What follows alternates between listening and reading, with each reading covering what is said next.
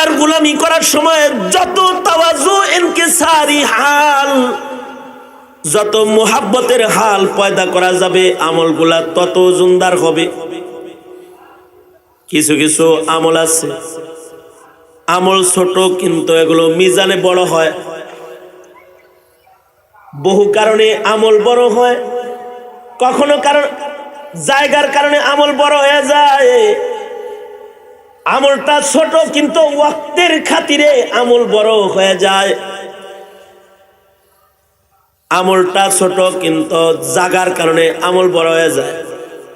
যেমন মাকানের কারণে মাকিনের মূল্য বাড়ে, জায়গার কারণে জিনিসের দাম বাড়ে। মার্কেটে গেছে দেখে এটার দাম 3000 হয়ে গেছে, ফুটপাতে একই জিনিস 500।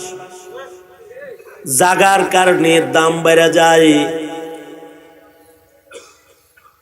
মানুষ যখন ক্লোজ কোয়ার্টারে থাকে তখন একরকম থাকে, যখন বাড়িতে থাকে তখন আর এক রকম থাকে, আর যখন মসজিদে থাকে জাগার কারণে দামটা ভিন্ন রকম থাকে। এই মাহফিলের বাইরে বাজার বসছে, ওখানেও কিছু মানুষ আছে। এই মাহফিলের ভেতরে চতুর্দিকে ফেরেশতা আছে, এখানেও কিছু মানুষ বসছে। জাগার কারণে মানুষগুলা দামি হয়ে গেছে। হাফাতহুমুল মালাইকা, মালাইকারা ঘিরে নিছে, রহমত পড়তেছে, সাকিনা নাজিল হইতেছে। নাযালাত আলাইহিমুস সাকিনা, তাদেরকে আল্লাহর পক্ষ থেকে রহমতের বারিশ তাদেরকে ঢাইকা দিতেছে, পড়তেছে, মাথার উপরে রহমত পড়তেছে। গাশিয়াতহুমুর রাহমাহ, আল্লাহ তাআলা নিজে তাদের আলোচনা শুরু করছে। আল্লাহ তাআলা এখানে বসছে আর জাগার কারণে তারা মাফ করে দিয়েছে। কারণে টিভি দেখতে পায় নাই, তো কিরণমালা দেখতে পায় নাই, সিনেমা দেখতে বসে নাই, বিশ্বকাপে মেসির বাইরে বাইরে দেখতে বসে নাই, অথবা ক্রিকেটের কোনো দৌড়াদৌড়ি দেখতে বসে নাই।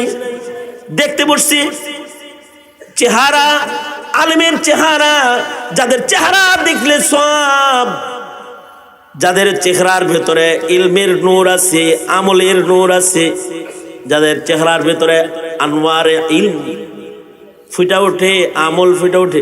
সাহাবীদের চেহারার ফি উজুহিহিম মিন আসারিস সুজুদ, কিছু মানুষের চেহারার ভেতরে ইবাদতের রং থাকে, ইমানের রং থাকে। এই চেহারাগুলো দেখলে পরে গুনাহ ঝরতে থাকে আর ইমান বাড়তে থাকে, গুনাহ ঝরতে থাকে আর ইমান বাড়তে থাকে। সব চেহারা এক সমান চেহারা না, কিছু চেহারা দেখলে গুনাহ ঝরে, ইমান বাড়ে, আল্লাহ তাআলার মুহাব্বত বাড়ে, শরণ বাড়ে। যাক্কারাকুম বিল্লাহি রুইয়াতুহু, চেহারা দেখতে বসছে, মৌলবীর চেহারা দেখতে বসছে, আলেম দেখতে বসছে, কথা শুনতেছে, আল্লাহর কথা শুনতেছে, মুখে জপতেছে, আল্লাহর নাম জপতেছে। জায়গাটা দামি হয়ে গেছে, জায়গায় বসে আল্লাহর স্মরণ করতেছে। যারা শামিল হইতেছে তাদের গুনাহ মাফ হইতেছে। আমলনামা আল্লাহ তাআলা ধুইয়া, আমলনামা আল্লাহ তাআলা আমলনামা গুনাহ মুক্ত করে তার আমলনামা নূর দিয়া ভরে দিতেছে। পিছনের জিন্দেগির গুনাহ আল্লাহ তাআলা মাফ করতেছে জাগার কারণে। আমাদের জিন্দেগিতে আমাদের মূল ধন হলো আমাদের ঈমান, মূল ধন হলো আমাদের নেক আমল।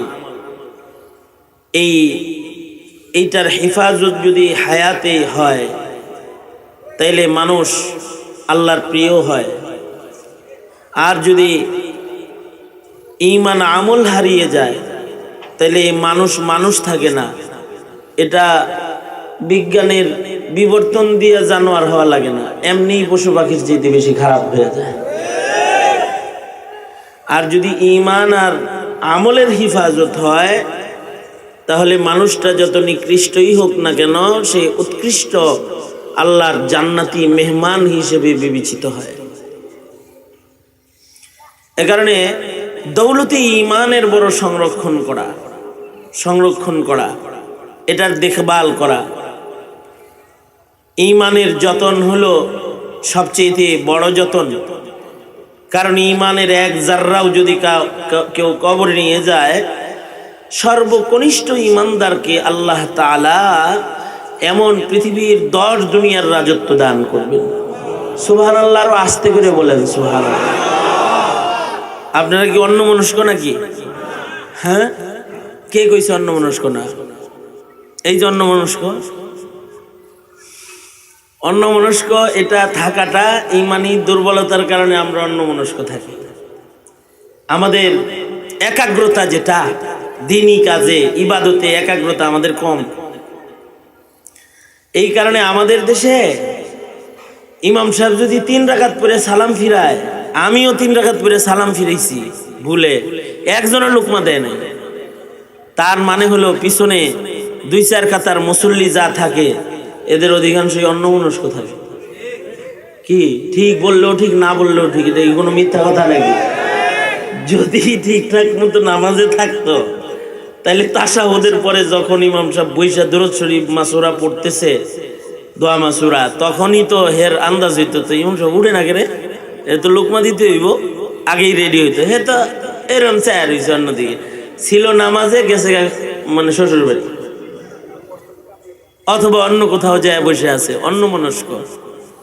অন্যমনস্কতা এটা মুমিনের বড় ধরনের একটা দোষ। আর হুজুরি কালব মুমিনের বিরাট বড় একটা গুণ। মুহাব্বত আর হুজুরি কালবের সাথে, ইখলাসের সাথে অল্প আমল করলে পরে এটা নাজাতের জন্য যথেষ্ট হয়ে যাবে। আর আমাদের যে হালত থাকে, এটা থাকে অন্যমনস্ক। আমাদের মধ্যে অন্যমনস্ক সাহাবায়ে কেরাম ছিলেন না। যেমন আল্লাহর রাসূল নামাজের ইমামতি করতেছেন, নামাজ পড়াইতেছেন স্বয়ং মুহাম্মাদুর রাসূলুল্লাহ সাল্লাল্লাহু আলাইহি ওয়াসাল্লাম, আর নবীজির পেছনে ইক্তেদা করেছেন সাহাবায়ে কেরাম। পৃথিবীর শ্রেষ্ঠতম মুমিনদের জামাত আল্লাহর নবীর পেছনে ইক্তেদা করেছেন। ইক্তেদার হালতটা কিরকম ছিল বুঝেন, বুঝা শুনে তারপরে এখন সুবহানাল্লাহ অন্তত কইেন। মানে আল্লাহর রাসূল নামাজ পড়াইতেছেন, নামাজরত হাবিবে কিবরিয়া নিজের পায়ের জুতা মুবারক খুলে ফেলেছেন। সামনের কাতারের মুসল্লিরা জুতা খুলছে, দ্বিতীয় কাতারের মুসল্লিরা জুতা খুলছে, 3 নম্বর কাতারের মুসল্লিরা জুতা খুলছে। অর্থাৎ নবীর পিছনে যত সাহাবী দাঁড়ানো ছিল সব জুতা খুলে ফেলেছে। এই যে সাহাবায়ে কেরাম, নবীজি জুতা খুলছে আর একের পর এক যে সব খুলে ফেলছে, একাগ্রতার অভাব হলে খুলতো? হ্যাঁ, বেকা হয়ে বই রয়েছে। একাগ্রতার অভাব হলে খুলতে পারতো? আল্লাহর রাসূল সাল্লাল্লাহু আলাইহি সাল্লাম খুলছেন, তোর সামনের কাতারের মুসল্লিরা খুলছে। দ্বিতীয় কাতারের যারা, তারা দেখছে আমাদের সামনের গুলা যেহেতু খুলছে তাহলে নবী কিছু করছে, দ্বিতীয় কাতার খুলছে। তৃতীয় কাতারের যারা, তারা নবীর পায়ের দিকে তাকায় রয় নাই, সেজদার জায়গায় তাকায় রয়েছে। কিন্তু সামনের কাতারের পার নড়ে চড়ে জুতা খুলছে, ওরাও জুতা খুলছে। যা ছিল গোটা মসজিদে সব জুতা খুলে লাইছে। আল্লাহর রাসূল সাল্লাল্লাহু আলাইহি ওয়াসাল্লাম নামাজ ফিরায় বলেন, সালাম ফিরায় আল্লাহর রাসূল বলেন, আমি জুতা খুলছি, আমার জুতার নিচে নাপাক আছে, তোরা খুলছো কে? আল্লাহর নবী, আপনি খুলছেন তাই আমরা খুলছি। আমরা মনে করছি নামাজরত কোনো নির্দেশ জারি হয়েছে যে জুতা পরে নামাজ পড়া যায় বলা, এই কারণে আমরাও ডরে ভয়ে সব খুলে বলেছি। কতটা খেয়াল! এটা হলো সাহাবায়ে কেরামের ইক্তেদা। আর আমাদের ইক্তেদা হইলো দেহ আছে এখানে, মন আছে শ্বশুর বাড়িতে। এইরকম মন নিয়া কিয়ামত পর্যন্ত ওয়াজ শুনলেও পরিবর্তন হয় না। বুঝেন নাই কথাটা? এই ওয়াজ শুনে এগুলো না কালবে ঢুকে, না আমলের সুযোগ হয়। আপনাদের কি কোনো আক্রমণ করছি না, এটা একটা তরবিয়াতি আলোচনা করতেছি। আর একাগ্রতা বাড়ানো চাই। কতটুকুন কিভাবে একজন আলেমকে দেখা যায়, একজন আলেমের মানে সান্নিধ্যে যখন থাকা কতটুকুন মনোযোগী থাকা চাই। কারণ আলেমের সামনে বসছে মানে হলো, আমি আমার কথা বলতেছি না, মানে আমার পরে মনে করেন আজহারী সাহেব হুজুর বসছে, আপনারা ওনার সামনে বসলেন মানে আপনারা ওনার ছাত্র, ছাত্রর মনোযোগ উস্তাদের সামনে কিরকম হওয়া দরকার। আমাদের তো কোনো গভীর মনোযোগ আসে না কথা শোনার বেলায়, কত কষ্ট করে মনোযোগী করা লাগে। সাহাবায়ে কেরাম নবীজির ছাত্র ছিলেন, অমনোযোগী শ্রোতা ছিলেন না, অমনোযোগী সাথী ছিলেন না, অমনোযোগী সাহাবী ছিলেন না। কিভাবে রাসূলকে দেখছেন, কিভাবে নবীর কথা মানছেন, আজব ইতিহাস। বসতে বলছেন, কারে বসতে বলছেন শোনে নাই, আওয়াজ শুনছে বসতে বলছে আল্লাহর নবী, নিজেই বয়ে বসছে জায়গায়। আব্দুল্লাহ ইবনে ওমর, আল্লাহর রাসূল বললেন তুমি বইছো কি লাগা, কয় বলছেন ইজলিস, কারে কইছেন তা কি শুনছি বসো, আমি মনে করছি আমারে কইছেন তা আমি বয়ে বসছি। কতটা মনোযোগ নবীর কথার উপরে, নবীজির দেহের উপরে মনোযোগ কত। মনে করেন আপনার সাথে আপনার বন্ধু 50 বছরের বন্ধুত্ব, কিন্তু সে কিন্তু বলতে পারবে না যে আপনার মোষ কয়টা বাকছে, ঠিক না? যেমন মনে করেন আমার বিবি সাহেব বউয়ের লগে জামার লগে সবচেয়ে বেশি খাতির থাকে, এত কাছে থাকে, এরপরও আমার বিবি 14 বছর পরে কয় আপনার আঙ্গুলে কাটা দাগ কে, আজকে দেখলাম সাদা আঙ্গুলিতে কাটা দাগ আছে, এটা দেখছে 14 বছর পরে। আরে এখানে কি হয়েছিল, এটা ছোটবেলায় কাটছিল, এটা 14 বছর পরে দেখছ? জি 14 বছর পরে আজকে নজরে পড়ছে, অনেক আগে দেখছে, 14 বছর পরে কইতেছে, 12-14 বছর পরে এনে কাটাকে দেখো, এতদিন পরে টের পাইলা সাদা আঙ্গুলিতে কাটাস। আর আল্লাহর রাসূলের মাত্র 23 বছরের জীবনে সাহাবীরা নবীর কাছে গেছে, নবীজির আঙ্গুলের মাথা কেমন ছিল তাও বলছে, নবীজির পিঠ কেমন ছিল তাও বলেছে, নবীজির পিঠে পশমগুলো কেমন ছিল তাও বলছে, বুড়ো দুইটা কেমন ছিল তাও বলছে, নবী হাসলে কেমন দেখা যেত তাও বলছে, নবীজি কাত হলে কিরকম দেখা যেত তাও বলছে, নবীজির গোড়ালিটা কেমন ছিল তাও বলছে। শেষ পর্যন্ত 63 বছরের হায়াতে আল্লাহর রাসূলের কয়টা চুল কয়টা দাড়ি পাকছে, নবীজির কয়টা চুল কয়টা দাড়ি সাদা হয়েছে, সাহাবী গুইনা গুইনা এইটা উম্মতের কাছে পেশ করছে। কতটুকুন মনোযোগী হইলে পড়ে আল্লাহর রাসূলের কয়টা চুল সাদা হয়েছে আর কয়টা দাড়ি পাকা হয়েছে সাদা হয়েছে, এটা গুইনা গুইনা সাহাবী উম্মতের কাছে নবীর বর্ণনা পেশ করতে পারে। আল্লাহু আকবার বলেন, জোরে করে বলেন আল্লাহু আকবার। মনোযোগ ওনাদের এইটা যেমন মনোযোগের ছিল, নামাজও মনোযোগের ছিল, দরদের নামাজ ছিল, রোজা দরদের ছিল, আজান দরদের ছিল। এই কারণে ওনাদের অল্প আমল ভারী ছিল, ওনাদের সেজদায় ওজন ছিল, আমাদের আমলে ওজন কম। डॉक्टर इकबाल बोलें, सुनी ना मिस्र व फिलिस्तीन को, सुनी ना मिस्र व फिलिस्तीन को, वो आज़ा मैंने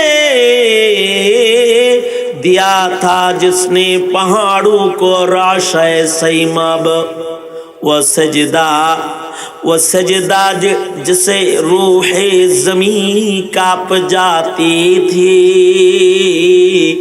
उसी को आज तरसती है मिंबरो मिहराब।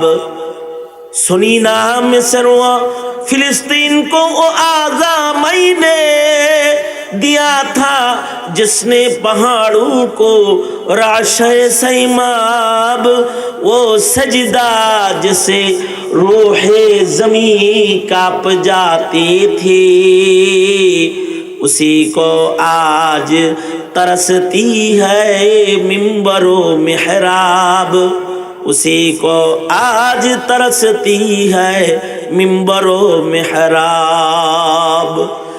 আগের যুগের আজান হইলে আজানের জবাব মানুষ খালি দিছে তা না, এত ইহতিমাম ছিল আজানের আওয়াজগুলো যে আজানের জবাব পাহাড়ের চূড়া থেকে বের হইছে, পাহাড়েও জবাব দিছে আজানের।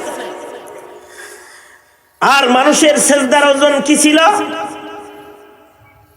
যে মানুষ সেজদা দিলে মানুষের সেজদার ভারে জমিন থরথর করে কাঁপছে, সেজদার ভারে। আল্লাহু আকবার, জোরে করে বলেন। সেজদার ভারে জমিন থরথর করে কাঁপছে। মুখের কথা এমন ছিল, বেরোইলে মুখের কথার কদর প্রাণী কুলে করছে, পানি কথা শুনছে মুখে, পানির উপর দিয়া ঘোড়া চালায় চলে গেছে, জঙ্গলে ঢুকছে, ডাক দিছে, এই হিংস্র প্রাণী কারা আছস, বেরিয়ে যায় এখান থেকে, আমরা আল্লাহর গোলাম আসছি, আরামে থাকতে দে, বাইরে চলে গেছে। সাপ তার বাচ্চাকে নিয়ে বেরিয়ে গেছে, হিংস্র প্রাণী তার বাচ্চাকে কাঁধে করে জঙ্গল খালি করে বেরিয়ে গেছে। এটা কি মানুষের বিজ্ঞানের পাওয়ার ছিল, প্রযুক্তির পাওয়ার, আমলের পাওয়ার, আখলাকের পাওয়ার, ঈমানের পাওয়ার? এইটা অনেক দামি এক দৌলত। একাগ্রতা লাগে, সব কিছুতে একাগ্রতা লাগে। একাগ্রতা সহকারে যদি এক বেলা ওয়াজ শোনে, এক বেলার ওয়াজ একটি কথা তার হিদায়াতের জরিয়া হয়ে যায়। আর যদি একাগ্রতা ছাড়া শুনে, শুধু কানে দেয়, দিল দিয়া না শুনে, মুহাব্বতের সাথে যদি না শুনে, সারা জিন্দেগি ওয়াজ শুনলেও পরিবর্তন হবে না। ওয়াজ শুনবে, নামাজ পড়বে না, তাফসীর শুনবে, নিজের পরিবর্তন তাফসীর দিয়া করবে না, নিজের ভেতরে ফায়দা আসবে না তার। এ কারণে জিন্দেগির যত আমল আছে, সকল আমলের ভেতরে ভালোবাসা কাম্য, ইখলাস কাম্য, মুহাব্বত কাম্য। কারণ মানুষের জিন্দেগির অনেক আমল লাগবে না, অল্প আমল নাজাতের জন্য কাফি হয়ে যাবে। মিজানের নেকের পালাকে অল্প আমল ওজনদার বানায় ফেলবে। শর্ত হলো আমলগুলা ভালোবাসা মিশ্রিত হইতে হবে, মুহাব্বত, দরদ। দরদ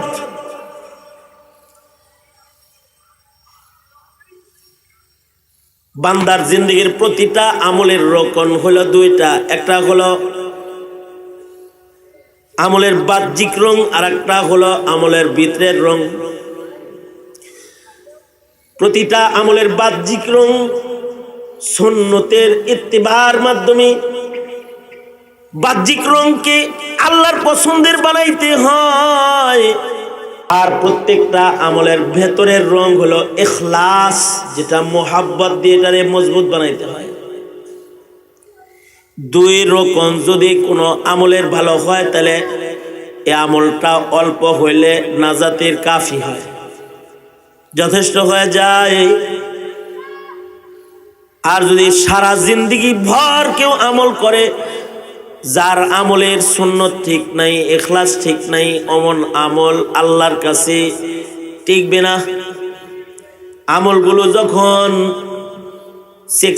চেক করা হবে, পরীক্ষা নিরীক্ষা করা হবে, মিজানের পালায় তুলবে, তো টিকবে না। এই যে আমাদের বাংলাদেশে পোশাক শিল্প আছে, গার্মেন্টস শিল্প, বিদেশিরা আমাদের কাছ থেকে পোশাক বানায়, ওরা নেয়, অর্ডার করে। একটা সুতার গরমিল যদি হয়, তাহলে অর্ডার ক্যান্সেল হয়ে যায়। মানে বোতামটা যে কালারের দেওয়ার কথা ছিল, শুধু কালারটা একটু ডিসকালার পড়ছে, একটা বোতাম, কাপড় ঠিক আছে, সেলাই ঠিক আছে, মাপ ঠিক আছে, বোতামের সুতাটা ঠিক নাই, বলবে ক্যান্সেল। কি মনে করেছি জিন্দেগির প্রত্যেকটা কাজ, বান্দার জিন্দেগি যত কাজ বান্দা করবে, সব কাজ চেক হবে। এটা যদি নবীর তরিকায় হয়, ওজন আছে, ইখলাসওয়ালা হয়, তো এটা চেকে টিকা গেছে, মিজানের পালায় উঠবে। পরীক্ষা নিরীক্ষায় যদি না টিকে তাহলে চেহারায় ফিকা মারা হবে।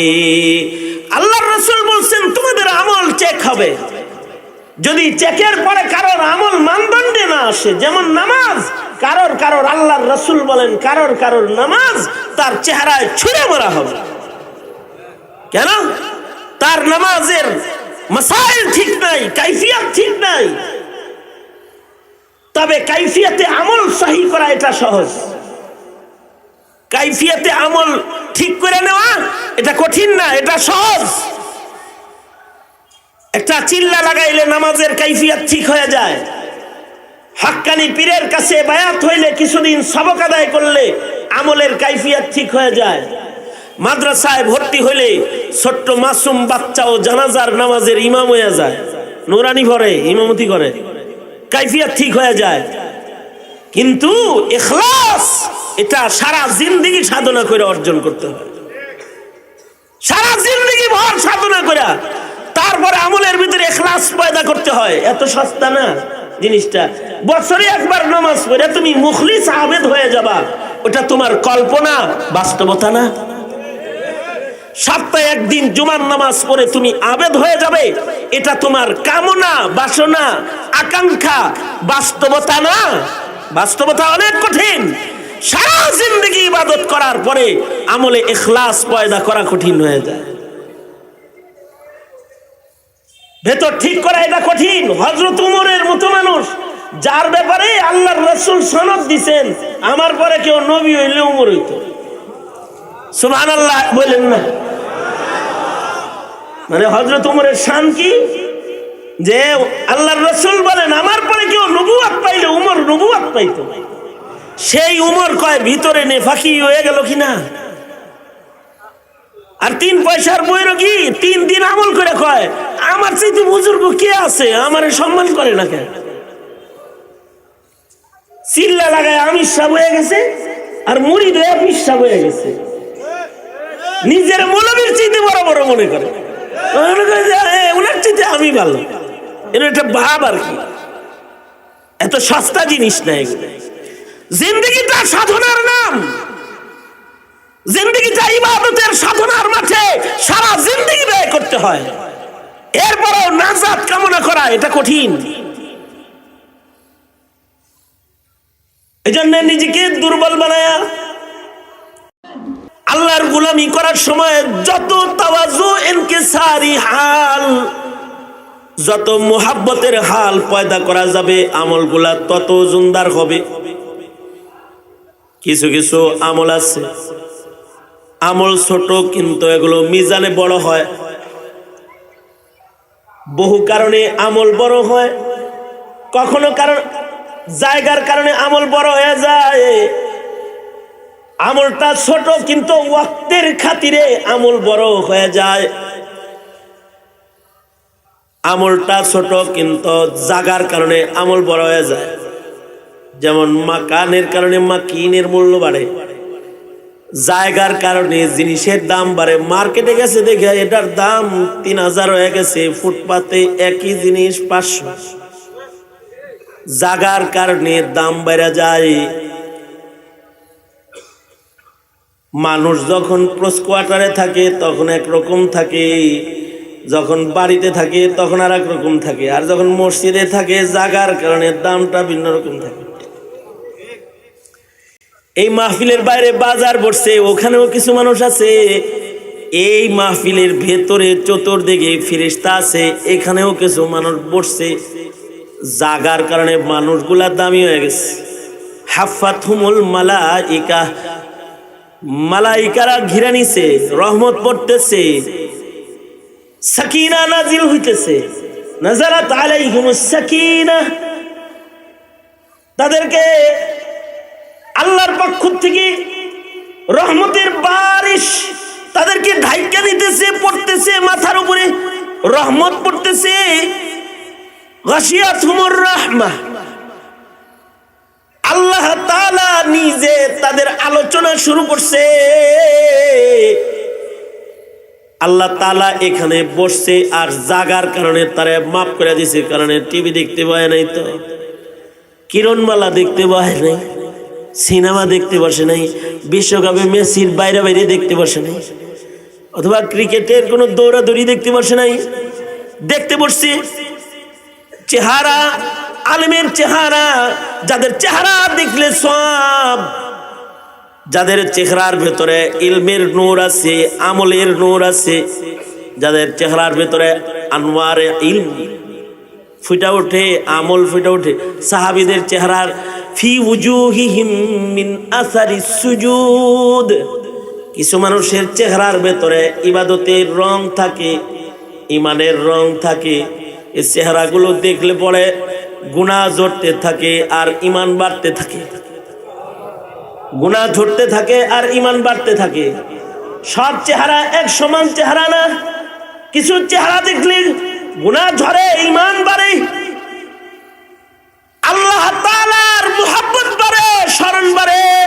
যাক্কারাকুম বিল্লাহি রুইয়াতুহু, চেহারা দেখতে বসছে, মৌলবীর চেহারা দেখতে বসছে, আলেম দেখতে বসছে, কথা শুনতেছে, আল্লাহর কথা শুনতেছে, মুখে জপতেছে, আল্লাহর নাম জপতেছে, জায়গাটা দামি হয়ে গেছে, জায়গায় বসে আল্লাহর স্মরণ করতেছে।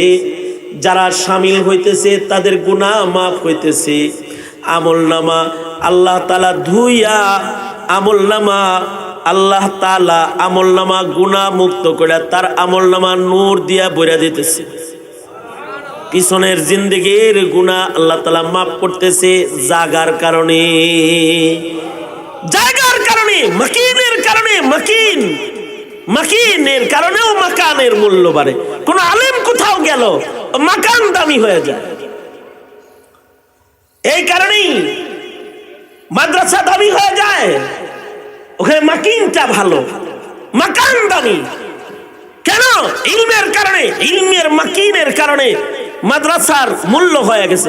যেই মাদ্রাসা ইলম নাই, মাদ্রাসা লেখা আছে কিন্তু মাদ্রাসার কোনো আমল নাই, মাদ্রাসার কোনো আদর্শ সেখানে নেই, মাকিন নাই, জিনিস নাই, মাল নাই, না ইলম আছে না আমল আছে। মাদ্রাসা না, কলেজের চাইতে বেশি খারাপ হয়ে যায় এটা। মাকিনের কারণেও মাকানের দাম বাড়ে, মাকানের কারণে মাকিনের দাম বাড়ে, আবার সময়ের কারণেও আমলের দাম বাড়ে। যেমন কেউ যদি মাগরিবের পরে দোয়া করে, আল্লাহ দোজখে দিও না, দোজখে দিও না, দোজখে দিও না, আল্লাহুম্মা আজিরনি মিনান নার, দোয়াটা মাগরিবের পরে পড়লে সময়ের কারণে দামি, নবীর সুন্নত মতো পড়ছে। সময়ের কারণে জুমাবারের ওবাইল আল মাগরিবের দোয়া দামি, সময়ের কারণে রমজানের প্রতিটি সেজদা দামি। রমজান মাসের ভিতরে ঢুকছে, 170 হয়ে গেছে, নফল ফরজ হয়ে গেছে, দাম বেড়ে গেছে। মাকানের কারণে মাকিন দামি। একই নামাজ কাবার সামনে নিয়ে মক্কাতুল মুকাররমায় পড়ছে, লাখ গুণ বেশি সওয়াব হয়ে গেছে। মসজিদুন নবীতে পড়েছে তো 50,000 গুণ সওয়াব বেড়ে গেছে। জায়গার কারণে জিনিসের দাম বাড়তেছে। রজব মাস চলছে, রজব মাসে হায়াত চাইলে আল্লাহ খুশি হয়, শাবান মাসে যদি হায়াত চায় আল্লাহ বেশি খুশি হয়। আল্লাহর রাসূল বলছেন, রজব শাবানে যারা হায়াত চায় আল্লাহ তাদের হায়াত বাড়ায়া দেয়। আল্লাহর রাসূল দোয়া শিখাইছেন, রজব উঠলে পড়ে, রজবের চাঁদ উঠলে পড়ে দোয়া করবা, আল্লাহুম্মা বারিক লানা ফি রজবা ওয়া শাবান ওয়া বাল্লিগনা রমাদান। ওগো আল্লাহ, রজব শাবানে আমারে বরকত দাও, আমারে রমজানে পৌঁছায় দাও। এই দোয়া পড়বে, লাভ কি? দোয়া পড়ার সাথে সাথে হায়াত বেড়ে যাবে। আল্লাহর রাসূল কোন অযথা জিনিস উম্মতরে শিখান নাই। আবু দাউদ শরীফের রিওয়ায়াত, আল্লাহর রাসূল সাল্লাল্লাহু আলাইহি সাল্লাম এরকম বয়ান করতেছেন, এক সাহাবী বসে বসে নবীর বয়ান লিখতেছে।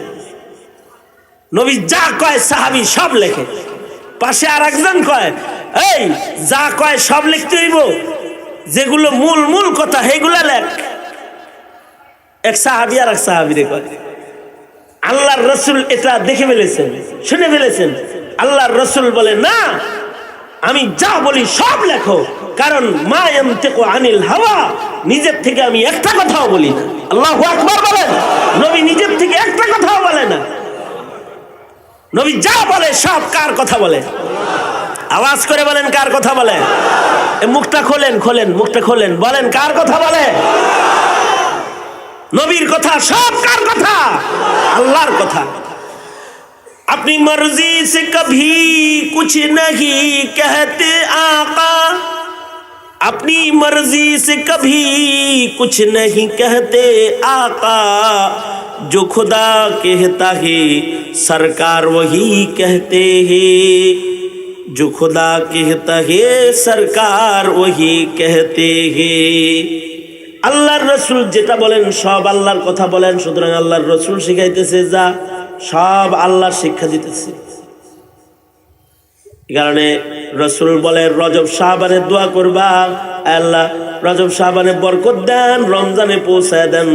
তার মানে রজব শাবানে এটা বললে হায়াত বেড়ে যাবে। এক নাম্বার হায়াত বাড়বে, দুই নাম্বার এই দোয়া মুহাব্বতের সাথে একবার করার পরে যদি কারোর মৃত্যু হয়ে যায়, তাহলেও এই দুয়ার বরকতে রজব, শাবান, রমজান ইবাদত করার সব এক দোয়া দিয়ে কামাই করে ফেলবে। তাহলে যারা পরিমাণ নেকির কাজকে ছোট মনে করতে নেই, যারা পরিমাণ গুনার কাজকে অবহেলা করতে নেই। ছোট সাপের কামড়েও মানুষ মরে, বড় সাপের কামড়েও মানুষ মরে। ছোট আমলের দ্বারা জান্নাতের দ্বার খুলে, মিজানের পালা ভরে, ছোট আমল দিয়াও ভরে। একটা দোয়া দিয়া লাইলাতুল কদরের ইবাদত ঝরে। যদি দোয়া করার পরে লোকটা মরে, এই দোয়ায় তার মিজানে লাইলাতুল কদর পাওয়ার ইবাদত ঝরে পড়ে, দোয়া দিয়ে ঝরে পড়ে। মানব জীবনে প্রতিটি নেক কাজের মূল্যায়ন করুন, ইনশাআল্লাহ বলেন। বলেন আমার সাথে, কোন নেকির কাজ ছাড়বো না। হয় নাই, হয় নাই। আমি বলবো কোন নেকির কাজ, আপনারা সবাই মিলে জোরে বলবেন ছাড়বো না। কোন নেকির কাজ, কোন নেকির কাজ। আমি বলবো কোন গুনার কাজ, আপনারা বলবেন করব না। কোন গুনার কাজ, ছোট হোক বড় হোক, গুনাহ করব না। ইনশাআল্লাহ বলেন জোরে, আওয়াজ করে বলেন ইনশাআল্লাহ। ওয়াদা তো, ওয়াদা। আল্লাহ তৌফিক দান করুন। নেক আমল করতে হবে। নেক আমলটাই হলো হাইওয়ান আর ইনসানের ব্যবধান হলো ঈমান আর আমল। মানুষের যদি ঈমান আমল না থাকে, তাহলে এটা বান্দরের চাইতে খারাপ, শুয়ারের চাইতে খারাপ এটা। আর যদি আমল থাকে, তাহলে এটা সর্বোৎকৃষ্ট। এটার জায়গা হলো আল্লাহর জান্নাত। জায়গা কি? জোরে বলেন, জায়গা কি? জান্নাত। এই নেক আমল সহিভাবে করতে মাসাইল, সুন্নত, ইখলাস এইগুলা জাতিরে শিখাইতে দরকার হলো উলামা। দরকার কি? জোরে আওয়াজ করে বলেন, কি দরকার? উলামা। উলামা গঠনের জায়গা কি? এই যে মাদ্রাসার নাম কি? আলাউদ্দিন ভিয়া কওমি মাদ্রাসা। আলেম বানানোর জায়গা, সন্ত্রাসী বানানোর জায়গা না, হাফেজ বানানোর জায়গা। পিচ্ছি পিচ্ছি গুলারে পাগড়ি দেওয়া হয়েছে। ইয়াদ রাখতে হবে, দেখভাল করতে হবে, ইনশাআল্লাহ বলেন। আমাদের স্কুল কলেজে কিছু ধর্ম শিক্ষা ছিল, এটাকে বের করে এখন এখানে ঢুকছে হলো বানর, ঢুকছে বেপরদিগি, ঢুকছে সমকামিতা, ঢুকছে পর্দার উপরে আঘাত, আক্রমণ, ঢুকছে বিবর্তনবাদ, তাওহীদ, একাত্মবাদকে বিদায় করা হয়েছে। ধন্যবাদ জানাই সরকারকে, কিছু পরিবর্তন করছে। ধন্যবাদ এতটুকু তো হয় না। মুসলিম দেশের সরকার হিসেবে ইসলামে আক্রমণ করে এমন কোন কিছু জাতি বরদাস্ত করবে না, কোন কিছু বরদাস্ত করবে না। এখানে 90% মুসলমান বসবাস করে। যদি এগুলো সঠিকভাবে ঠিক না করা হয়, তাহলে শুধু আমাদের এই মৌলবীদের ক্ষতি না, এই দেশে ঈমান রক্ষা করার মানুষ পাওয়া যাবে না, সব নাস্তিকের দল হয়ে যাবে যদি ঠিক না করা হয়। নিজেকে বাঁচান, জাতিকে বাঁচান, ইনশাআল্লাহ বলেন। আল্লাহ তাআলা কবুল করেন, আমিন বলেন। দোয়া তোলেন, বলেন ইয়া আল্লাহ, ওয়াদা করিতেছি আলেম ওলামা যেখানে আমরা আছি সেখানে, আলেম ওলামা নাই যেখানে, আরো আসতে কর, আলেম ওলামা যেখানে, আলেম নাই যেখানে, আমরা নাই সেখানে, ইনশাআল্লাহ বলেন, ইনশাআল্লাহ বলেন। আগামী বছর ইনশাআল্লাহ জানুয়ারি মাসের শেষ দিকে সম্মেলন অনুষ্ঠিত হবে এবং এইভাবে মাহফিল হবে না, মাহফিল বাদ জোহর থেকে শুরু হবে ইনশাআল্লাহ। হুজুরের সাথে কথা হয়ে গেছে, মোহতামিম সাহেবের সাথে, আমি, হুজুর, হাসান জামিল সাহেব, আব্দুল বাসিত খান সাহেব, পোড়া হাবিবুল্লাহ মাহমুদ কাসমি সাহেব সহ 5 জনের ওলামাদের টিম এখানে হাজির থাকবে। জোহর পড়বে না, কি আপনি চায় রয়েছেন কে? পারবেন তো ইনশাআল্লাহ? নাকি এই রাত্রে আইবেন, এসার আগে দেখবেন ওয়াজ শেষ হয়ে গেছে, তখন কি করবেন? বিপদে পড়বেন। আল্লাহ তাআলা কবুল করেন এবং এই মাদ্রাসাকে কবুল করেন। আজকে হাজিরা দিয়ে গেলাম, আগামী বছরের আবার মোলাকাতের আশায় রইলাম। আল্লাহ হাজী সাহেবরও হায়াত দেখ, আমাদের সকলকে তৌফিক দান করুন, আমিন। ওয়া আখিরু দাওয়ানা আলহামদুলিল্লাহি রাব্বিল আলামিন।